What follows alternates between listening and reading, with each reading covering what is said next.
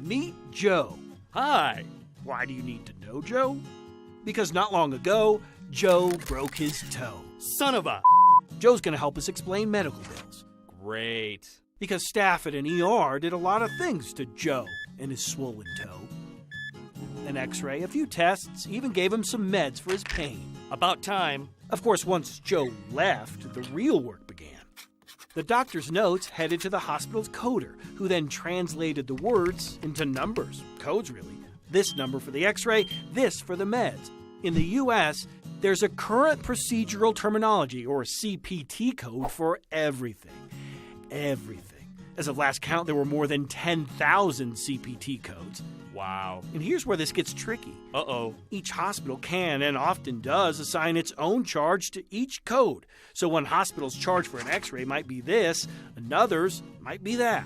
And few will tell you up front what that charge might be. Anywho, Get to the point. in Joe's case, the hospital sent Joe's codes to Joe's insurance company, where based upon their negotiations, Joe's insurance agreed on a lower price.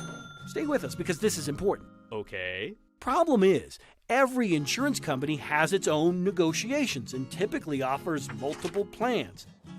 In Joe's home state, there were 944 approved plans in 2014 alone. Each one had different premiums, co-pays, deductibles. You get the point. Yeah, it's complicated. And so, what Joe's insurance did for Joe might not be what Mo's insurance will do for Mo. Son of a... Back to the bill. If at any point a code is wrong, it's typically the job of the patient to spot it, not the insurance company. Some estimates suggest 10% of all bills contain errors. Other reports say it's higher. Much, much higher. What the... Once the insurance company has outlined the codes and processed the claim, it'll send an explanation of benefits, or EOB, to the patient, telling him or her what to expect to be billed. In Joe's case, a few weeks later, he received the bill from the hospital, I owe how much? which, as you might have guessed, was not so low.